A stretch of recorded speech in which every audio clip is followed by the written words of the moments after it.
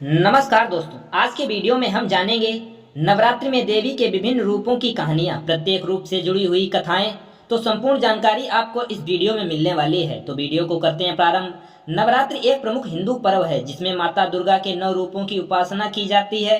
इन 9 दिनों में प्रत्येक दिन अलग अलग देवी की पूजा होती है। हर रूप की अपनी एक अलग पहचान, सत्य और पौराणिक कथा है जो हमें जीवन में अच्छाई की राह पर चलने के लिए प्रेरित करती है। इसमें नंबर 1 पे जानेंगे माता शैलपुत्री की कथा। पहले दिन माता शैलपुत्री की पूजा होती है, जिनका नाम शैलपुत्री इसलिए पड़ा क्योंकि यह राजा हिमालय की पुत्री हैं। पौराणिक कथा के अनुसार माता शैलपुत्री का पूर्व में नाम सती था, जो भगवान शिव की पत्नी थी। एक बार उनके पिता ने जब यज्ञ किया तो उन्हें आमंत्रित नहीं किया। इससे भगवान शिव बहुत ही क्रोधित हुए, वहां न जाने का निश्चय कर लिया, लेकिन माता सती को जाने दिया। जब माता सती वहां पहुंची तो माता सती वहां पहुंचने पर उन्होंने देखा कि भगवान शंकर का उपवास किया जा रहा था। इस अपमान को सहन न कर पाने के कारण उन्होंने अपने आप को अग्नि में आत्मदाह कर लिया। और फिर वह आत्मदाह के बाद जब ये बात भगवान शिव को पता चली तो भगवान शिव ने उस यज्ञ को तहस नहस कर दिया। वही अगले जन्म में राजा हिमालय के यहाँ जन्म लेकर ये शैलपुत्री कहलाई। माता शैलपुत्री को नंदी की सवारी पर दिखाया गया है। इनके एक हाथ में त्रिशूल तो दूसरे हाथ में कमल होता है। इनकी पूजा से मानसिक और शारीरिक शक्तियां प्राप्त होती हैं। उसके बाद हम जान लेते हैं माता ब्रह्मचारिणी की कथा। दूसरे दिन माता ब्रह्मचारिणी की पूजा की जाती है। इनका नाम ब्रह्मचारिणी इसलिए पड़ा क्योंकि इन्होंने कठोर तपस्या कर भगवान शिव को प्राप्त किया था। कहा जाता है माता ब्रह्मचारिणी ने हजारों वर्षों तक कठोर तपस्या की। वे कई साल तक सिर्फ फल और फूल पर ही रहकर तपस्या करती नहीं। उसके बाद कई सालों तक इन्होंने निर्जल रहकर भगवान शिव को प्रसन्न किया। इनकी इस कठोर तपस्या को देखकर देवताओं ने इनकी परीक्षा ली, लेकिन वह अपनी हर एक परीक्षा में अडिग रहीं। अंततः भगवान शिव ने उनकी भक्ति और तपस्या से प्रसन्न होकर विवाह का संकल्प लिया। माता ब्रह्मचारिणी श्वेत वस्त्र धारण करती हैं और इनके एक हाथ में जपमाला तो दूसरे हाथ में कमंडल होता है। इनकी पूजा करने से धैर्य, संयम और आत्मज्ञान की प्राप्ति होती है। उसके बाद हम जानते हैं माता चंद्रघंटा की कहानी। तीसरे दिन माता चंद्रघंटा की पूजा होती है, जिनके मस्तक पर अर्धचंद्र घंटे की आकृति होती है। इन्हें इसी कारण यह नाम दिया गया है। पौराणिक कथा के अनुसार जब माता पार्वती और भगवान शिव का विवाह तय हुआ था, तब भगवान शिव ने अपनी भयंकर रूप से बारात लेकर आए थे। उनकी यह स्थिति देखकर देवी पार्वती ने चंद्रघंटा का रूप धारण किया था और भगवान शिव को शांत किया। माता चंद्रघंटा सिंह पर सवार रहती हैं और इनके 10 हाथों में विभिन्न अस्त्र शस्त्र होते हैं। इनकी कृपा से भक्त को भयमुक्त जीवन मिलता है और जीवन में शांति और सौभाग्य की प्राप्ति होती है। उसके बाद हम जान लेते हैं माता कुष्मांडा की कथा। चौथे दिन कुष्मांडा की पूजा होती है।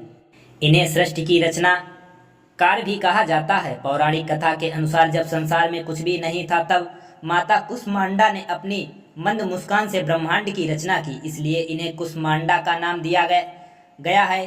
कुष्मांडा अष्टभुजा वाली देवी हैं और ये सूर्य के भीतर निवास करती हैं। इनकी उपासना से आरोग्य, दीर्घायु और समृद्धि की प्राप्ति होती है। उसके बाद 5वें दिन स्कंद माता की पूजा होती है। 5वें दिन स्कंद माता की पूजा की जाती है। भगवान कार्तिकेय की माता हैं। पौराणिक कथा के अनुसार जब असुर तारकासुर के अत्याचार बहुत ही अधिक बढ़ गया था, तब भगवान शिव और माता पार्वती के पुत्र कार्तिकेय ने उसका वध किया और माता पार्वती ने स्कंद माता का रूप लेकर ही अपने पुत्र कार्तिकेय को युद्ध की शिक्षा दी थी। इस कारण इस रूप की पूजा होती है। स्कंद माता सिंह पर सवार रहती हैं और अपने गोद में भगवान कार्तिकेय को लिए रहती हैं। इनकी कृपा से संतान सुख और मोक्ष की प्राप्ति होती है। माता कात्यायनी की कथा। छठे दिन कात्यायनी की पूजा होती है। महर्षि कात्यायन के कठिन तपस्या से माँ दुर्गा ने प्रसन्न होकर उन्हें वरदान दिया कि वह स्वयं उनकी पुत्री का रूप लेकर जन्म लेंगी। इसके बाद माता ने राक्षस महिषासुर का वध किया था। माँ कात्यायनी 4 भुजा वाली देवी हैं। ये सिंह पर सवार रहती हैं। इनकी पूजा करने वाला साहस, वीर और विजय को प्राप्त होता है। उसके बाद हम जान लेते हैं कालरात्रि। 7वें दिन माता कालरात्रि की पूजा होती है। जब रक्त और बीज असुर का वध करना संभव नहीं हो रहा था, तब माता कालरात्रि ने स्वरूप धारण कर उनका वध किया। माता कालरात्रि काले रंग की हैं और इनके रंग काले होने के साथ साथ ज्वलंत माला गले में धारण किए हुए हैं। इनकी उपासना से भय, शत्रु और नकारात्मक ऊर्जा समाप्त हो जाती है। अब हम जान लेते हैं 8वें रूप महागौरी की कथा। 8वें दिन महागौरी की पूजा होती है। कहा जाता है कि माता पार्वती ने भगवान शिव को प्राप्त करने के लिए कई वर्षों तक घोर तपस्या की, जिससे उनका शरीर काला पड़ गया। जब भगवान शिव ने उन्हें दर्शन दिए तो उन्होंने गंगा जल से स्नान कराया, जिससे वे गौरी श्वेत हो गईं। मां महागौरी श्वेत वस्त्र धारण करती हैं और इनकी पूजा करने से पवित्रता और सुख शांति की प्राप्ति होती है। उसके बाद हम जान लेते हैं सिद्धिदात्री की कथा। 9वें दिन माता सिद्धिदात्री की पूजा की जाती है।